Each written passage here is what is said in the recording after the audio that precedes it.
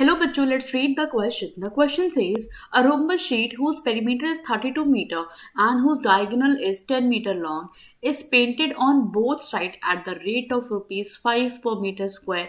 Find the cost of painting. देखिए आपसे question में कह रहा है कि एक रोम्बस है, एक रोम्बस शीट आपको दी गई है जिसका आपको पेरीमीटर दिया गया दैट इज 32 मीटर और आपसे कह रहा है कि उसका एक डायगोनल आपको दिया गया है 10 मीटर लॉन्ग। ठीक है, फिर साथ साथ आपसे कह रहा है इसको पेंट करना है ऑन बोथ द साइड। इसका मतलब आपको यहाँ पे इसको दोनों साइड पेंट करना है और आपको रेट दिया गया है रुपीज 5 पर मीटर स्क्वायर। आपसे पूछ रहे हैं यहाँ पे कॉस्ट ऑफ पेंटिंग बताइए क्या होगा। ठीक है, तो आइए सबसे पहले हम यहाँ पे ड्रॉ कर लेते हैं अपना रोम्बस और फिर हम एक एक पॉइंट्स को लिखते हैं जो आपसे यहाँ पे बता रखा है। तो देखिए मैं यहाँ पे लिखेंगे क्या, ये देखिए आपको रोम्बस गिवन है। रोम्बस में हमारा जो चारों साइड्स होते हैं वो क्या होते हैं, इक्वल होते हैं। That is A B C और डी अगर मैं नेमिंग करें तो साइड साइड आपस में इक्वल होंगे, है ना। और इसके जो डायगोनल्स होंगे वो आपस में क्या करते हैं, एक दूसरे को बाइसेक्ट करते हैं। तो मतलब अगर मैं यहाँ पे लिख दूँ कि ओ पॉइंट पे दोनों बाइसेक्ट करेंगे तो आई कैन जस्ट राइट, और देखिए सबके सब इक्वल भी होते हैं तो आई कैन राइट कि इन रोम्बस, रोम्बस में क्या होता है, A B is equal to B C is equal to C D is equal to D A, और इसे मैं लेट कर दे रही हूँ क्या यहाँ पे, स्मॉल ए, है ना। तो इसके अकॉर्डिंग हम क्या बोलेंगे, देखिए जो पेरीमीटर हो जाएगा, perimeter of A B C D, ये देखिए आपको दिया हुआ है कितना है 32 मीटर। और अगर मैं इसे एज इट इज लिखूंगी देखिए मैं लिख सकती हूँ ए प्लस ए एंड अगेन ए, है ना, क्योंकि देखिए चारों साइड्स ए हो जाएंगी, हमने क्वेश्चन में अकॉर्डिंग लेट कर लिया। तो यहाँ मुझे मिल जाएगा 4a is equal to what 32 metre. It means a is equal to what 32 upon 4 metre, that is 4 8 32, मतलब मुझे 8 मीटर मिल जाएगा। इसका मतलब जो रोम्बस का साइड है वो कितना है, वो आपका 8 मीटर है। आप समझिएगा क्वेश्चन को, इतना आपको समझ में आ गया है। This is what 8 metre. मान लीजिए मैंने एक साइड अपिलेट कर ली, सारी की सारी 8 मीटर आ जाएगी। अब हम यहाँ पे क्या देख रहे हैं, साथ साथ आपको डायगोनल दे रखा है, कोई एक डायगोनल जो कि आपका 10 मीटर। अब देखिए मान लीजिए मैंने यहाँ पे लेट कर लिया कि लेट कर लेते हैं, यहाँ पे आपको ए सी गिवन है जो एक डायगोनल है जो कि है 10 मीटर। और जैसा कि हमें पता है जो आपका ओ ए है will be equal to O C, okay bisect करता है ना। तो क्या हो जाएगा आपको यहाँ पे, ये 5 हो जाएगा, ये भी 5 हो जाएगा। तो इसी बात को हम यहाँ पे लिख लेते हैं क्लियरली कि since diagonals of rhombus bisect each other, है ना, bisect each other at 90 degree, so we can say that AO is equal to OC, है ना, दोनों बराबर होंगे। और ये होंगे क्या, ये AC/2 होंगे भाई, जब इक्वल होंगे तो बाई 2 हो जाएंगे। अब देखिए AC आपको 10 मीटर दिया हुआ था तो कितना आ गया, ये 5 मीटर। इसका मतलब मुझे AO मिल गया कितना, 5 मीटर। अब आइए हमने फिगर में यहाँ पे क्लियरली देख लेते हैं, मुझे AO मिल गया है 5 मीटर। अगर मैं ये ट्रायंगल आपको दिखाऊं दैट इज OAOB, तो इसमें अगर हम OB निकालें, देखिए पाइथागोरस थ्योरम का इस्तेमाल करके हम इजीली आ जाएगा। तो we will write in triangle AOB। Okay, आइए हम यहाँ पे लिखते हैं in triangle AOB using Pythagoras theorem, है ना। देखिए पाइथागोरस थ्योरम का जब हम इस्तेमाल करेंगे यहाँ पे तो हमें क्या मिल जाएगा, देखिए हमें क्लियरली मिलेगा यहाँ पे कि ए बी का square is equal to O A का स्क्वायर प्लस ओ बी का स्क्वायर, ऐसे मिल जाएगा आपको।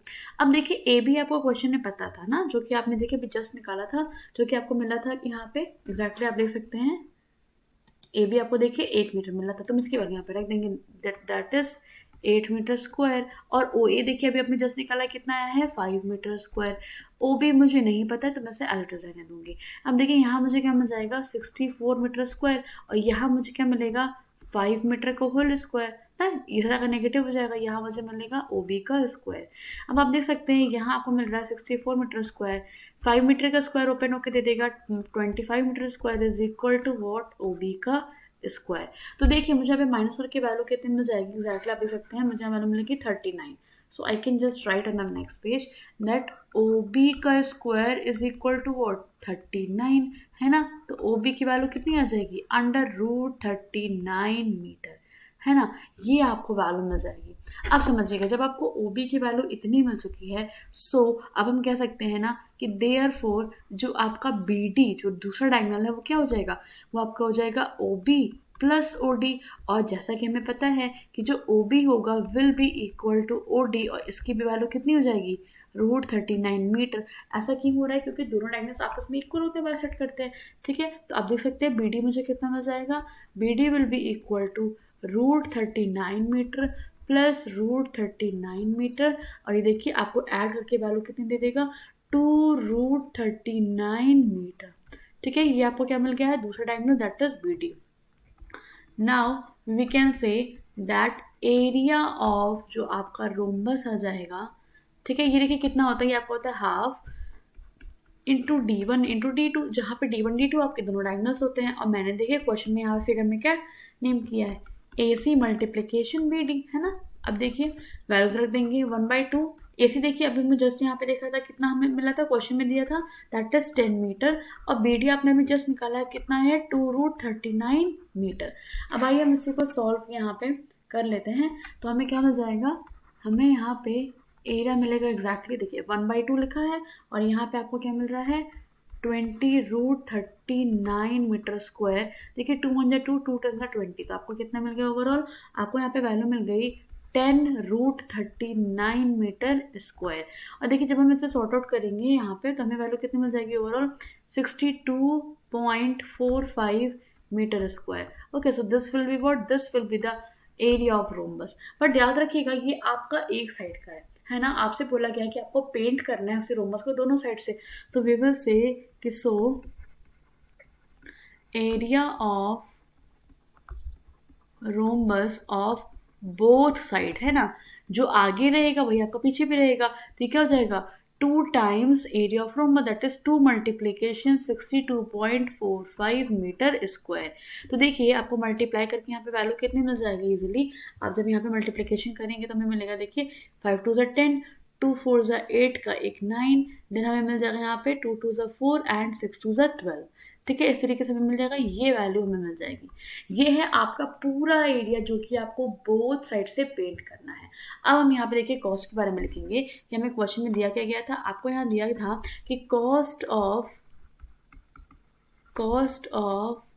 पेंटिंग, है ना, जो कॉस्ट ऑफ पेंटिंग था वो आपको दिया गया था 1 मीटर स्क्वायर का is equal to ₹5। So we can say that cost of painting 124.90 metre square, ये क्या हो जाएगा, ये आपको हो जाएगा ₹5 में ही मल्टीप्लाई कर देंगे 12490। तो आइए नेक्स्ट पेज पे यहाँ पे देख लेते हैं।